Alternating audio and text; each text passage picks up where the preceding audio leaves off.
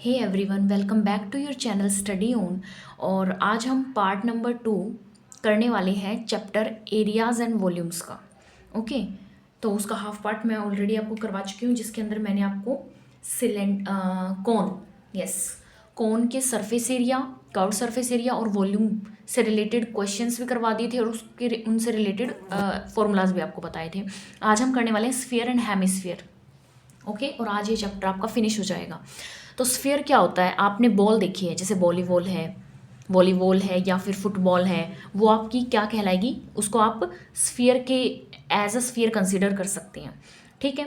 और हेमिस्फीयर क्या होगा? अगर उसी बॉल को मैं हाफ हाफ में डिवाइड कर दूँ, कट कर दूँ बीच में से, तो ये हाफ पार्ट क्या कहलाएगा? हेमिस्फीयर कहलाएगा।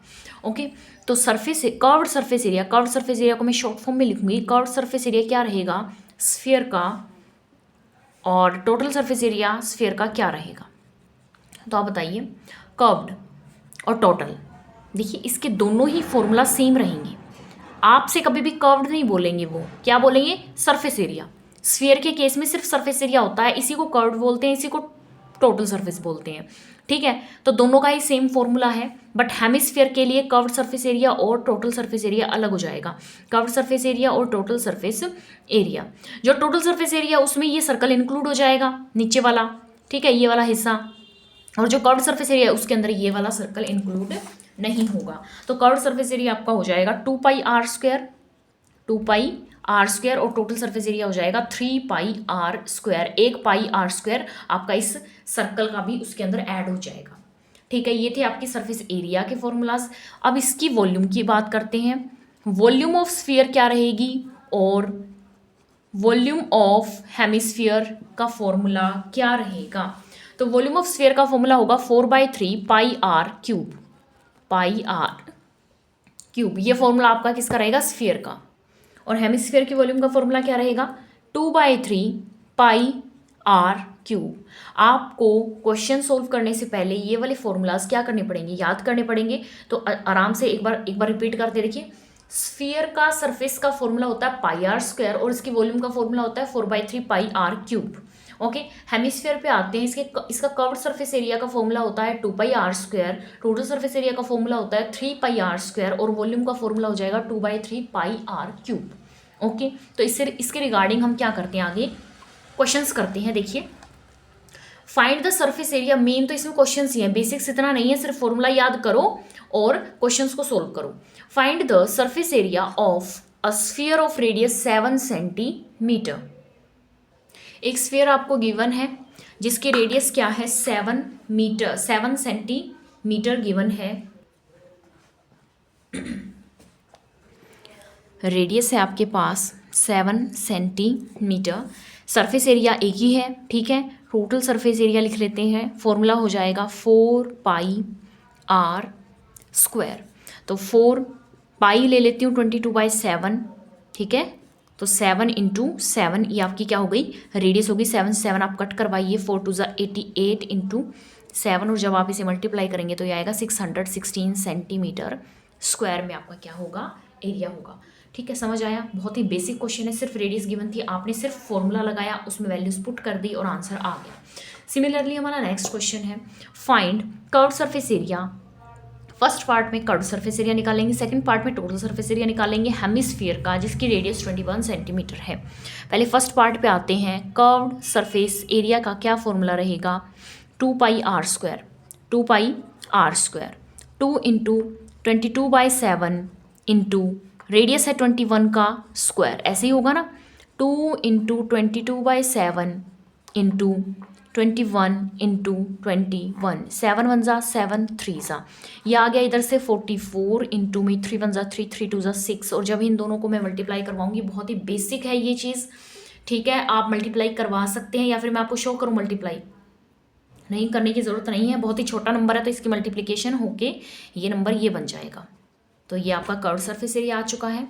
अब आते हैं टोटल सरफेस एरिया पे।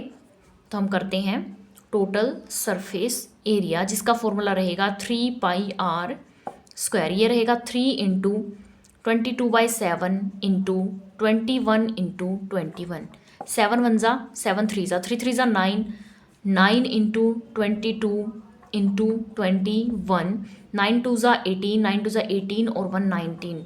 जब आप इसे भी मल्टीप्लाई कर लेंगे तो आपके पास क्या आ जाएगा, आपके पास आ जाएगा 4158 सेंटीमीटर स्क्वायर। ठीक है, नॉर्मल सी मल्टीप्लिकेशन है, नॉर्मल सा क्वेश्चन है, बिल्कुल आंसर आपको उसी टाइम आ जाएगा। कैलकुलेशन में कोई ज़्यादा लंबी चौड़ी कैलकुलेशन नहीं है।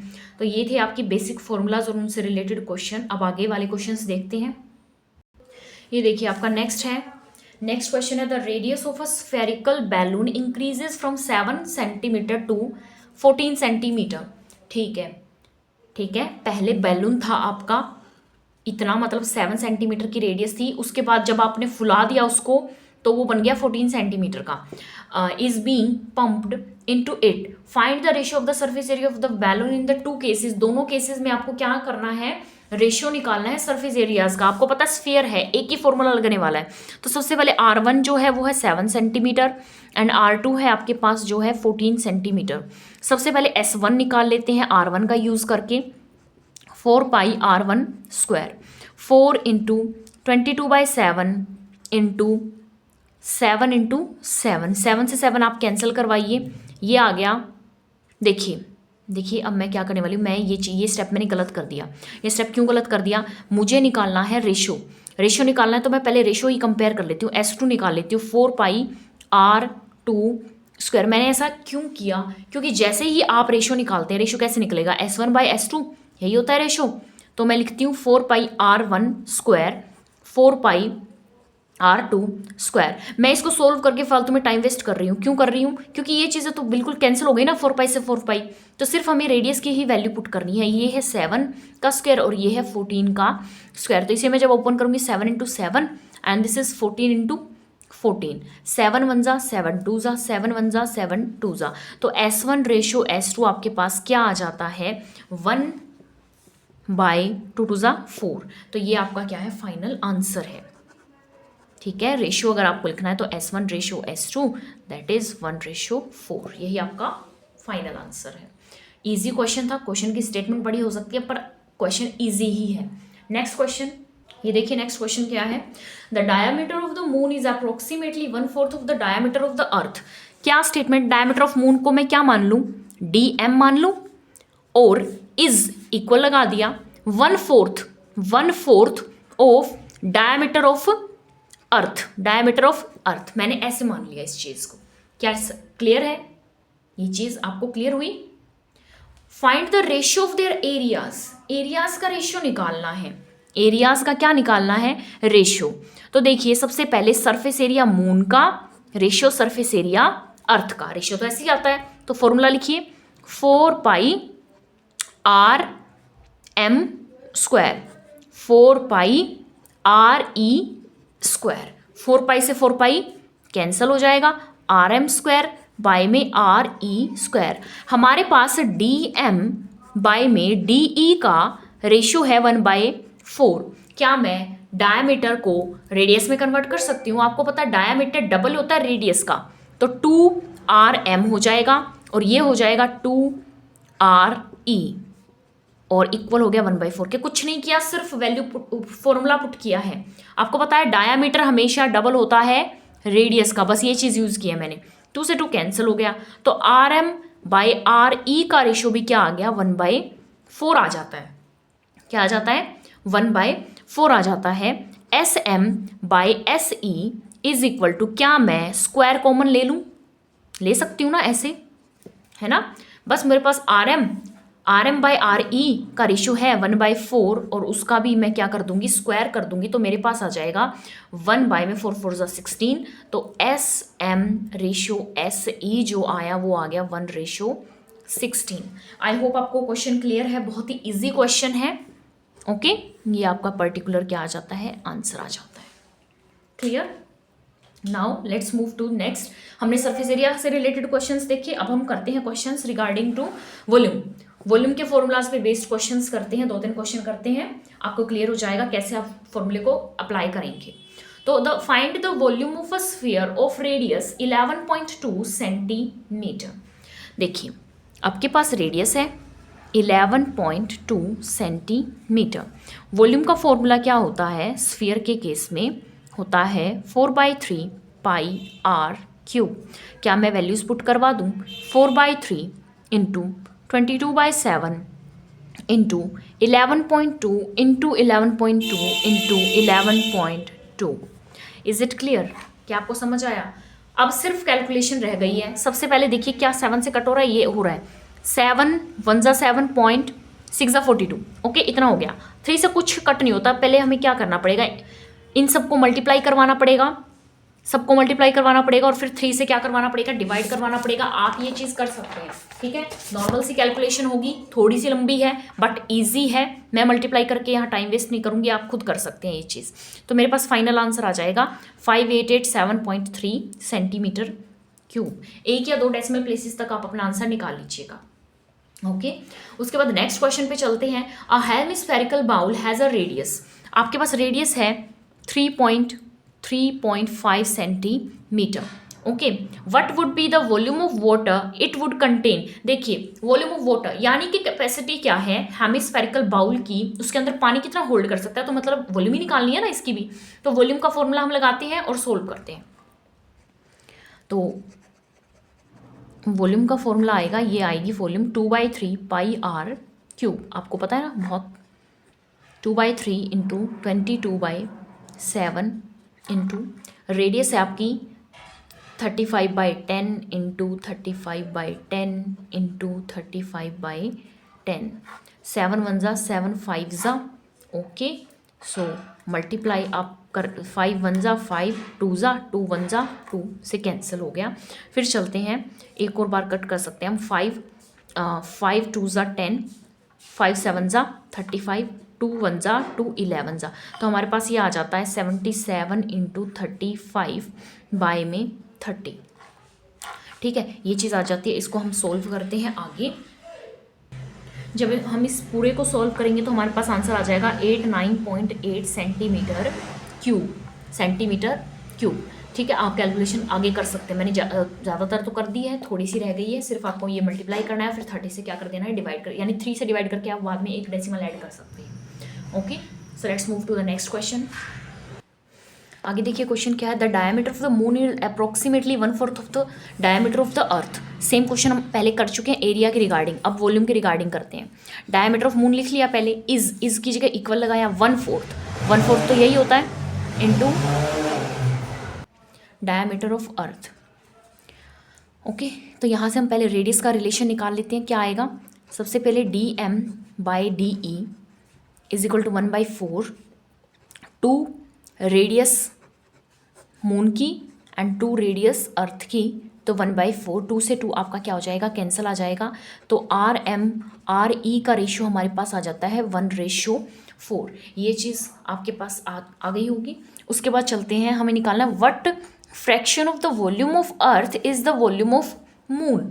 ठीक है, तो आगे वही चीज़ करते हैं। सबसे पहले लिखते हैं volume of moon and volume of earth. Volume of moon का फॉर्मूला क्या रहेगा, 4/3 पाई RM क्यूब। ये रहेगा 4/3 पाई RE क्यूब। 4/3 पाई से पाई कैंसिल हो जाएगा।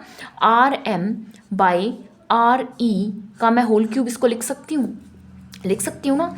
तो हमारे पास RM/RE का रेशियो है 1/4 का क्यूब, VM बाय में VE। तो हमारे पास रेशियो क्या आया, हमारे पास इसे सोल्व करके आएगा 1/64। ठीक है, तो उन्होंने पूछा है, मैं इस 64 को उधर मल्टीप्लाई में लिख सकती हूँ, क्रॉस मल्टीप्लिकेशन में कर सकती हूँ ना 1/64। तो आप इसे ऐसे क्रॉस मल्टीप्लाई करवाइए तो ये आएगा 64 volume of moon is equal to volume of earth. तो उन्होंने ये पूछा था कि fraction of volume of earth, what fraction of the volume of earth is the volume of moon. तो आपने देखा वॉल्यूम ऑफ मून की जो फ्रैक्शन है वो 1/64 है वॉल्यूम ऑफ अर्थ की। ठीक है, कैसे भी आप आंसर दे सकते हैं, आप ऐसे भी छोड़ सकते हैं। Let's move to the next question and the next question is 27 solid iron spheres. 27 solid iron spheres हैं। ठीक है, 27 आपके पास आयरन के स्फीयर्स हैं, हर एक की रेडियस आर है और सरफेस एरिया एस है, उनको मेल्ट कर दिया गया और क्या बना दिया गया, एक बड़ा स्फीयर बना दिया गया जिसका एरिया है एस डैश। ठीक है, तो उन्होंने बोला है find the new radius and ratio निकालना है एस एंड एस डैश का। तो सबसे पहले मुझे आप बताएं, 27 छोटे छोटे गोले पिघला के एक बड़े गोले में कन्वर्ट कर दिए गए, ठीक है, तो वॉल्यूम ही यूज होगी ना यहाँ पे। अगर एक छोटे से स्फीयर की वॉल्यूम निकाल लूँ और फिर 27 से मल्टीप्लाई कर दूँ तो वो बड़े वाले वॉल्यूम के बराबर हो जाएगी, बड़े वाले स्फीयर के वॉल्यूम के। ठीक है, तो क्या मैं ऐसे लिख सकती हूँ इसको कि 27 into volume of iron, small iron 4/3 पाई, उन्होंने बोला आर क्यूब, रेडियस आर लेंगे तो ये इक्वल हो जाएगा 4/3 पाई आर डैश क्यूब।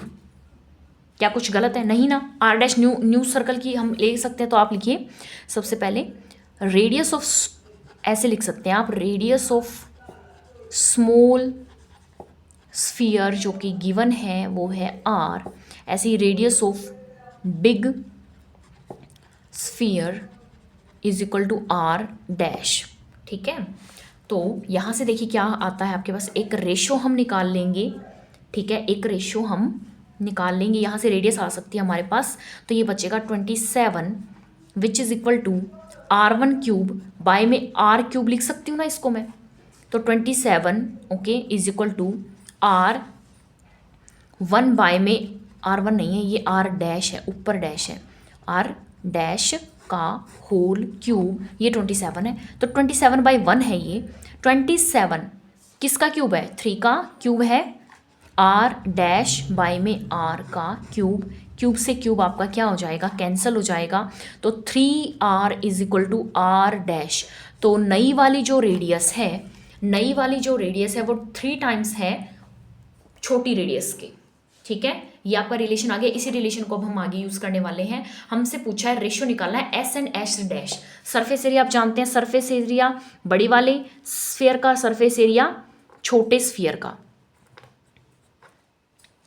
ठीक है, अब यहाँ 27 लेके नहीं चलेंगे हम, मेरी बात समझने की कोशिश करें। उन्होंने एक एस बोला है, एक एस और एक एस डैश, यहाँ पे हमने इक्वल 27 से इसलिए मल्टीप्लाई किया क्योंकि वो वॉल्यूम पिघला के उस बड़े वाले वॉल्यूम में कन्वर्ट हुई है ना, इसलिए। तो इसका हो जाएगा surface area 4 πr dash square, 4 πr square, 4 से 4 कैंसल, आर डैश बाय में आर का होल स्क्वायर हो सकता है हमारे पास यहाँ से आर डैश बाई आर का रेशो आ जाता है 3/1, तो मैं वहाँ पे डायरेक्ट क्या करवा दूँगी, पुट करवा दूँगी, तो ये आ जाएगा मेरे पास 3/1 का स्क्वायर, तो ये आ जाएगा 9/1। तो बड़े वाले उल्टा करना है हमें, एस एंड एस डैश बोला है, तो एस बाय एस डैश करेंगे तो 1/9 आएगा, तो एस रेशो एस डैश हो गया 1/9। आई होप आपको ये क्लियर हुए होंगे। इजी थे क्वेश्चंस, काफ़ी इजी थे। ठीक है, आपके एक्सरसाइज के सारे क्वेश्चंस बन जाएंगे आपके सिलेबस में। वैसे तो ये 3 ही फिगर्स हैं, कॉन, स्फीयर एंड हेमीस्फीयर। इनके रिगार्डिंग मैं सारे क्वेश्चंस आपको करवा चुकी हूँ। आपकी एक्सरसाइज के क्वेश्चंस भी इसके अंदर इन्वॉल्व थे और आपके एग्जाम्पल्स भी इसके अंदर इन्वॉल्व थे, सारा कैलकुलेशन वर्क है। ओके, तो आज के लिए इतना ही, ये चैप्टर फिनिश हो चुका है। इसके बाद हम नया चैप्टर स्टार्ट करेंगे जो कि है स्टैटिस्टिक्स।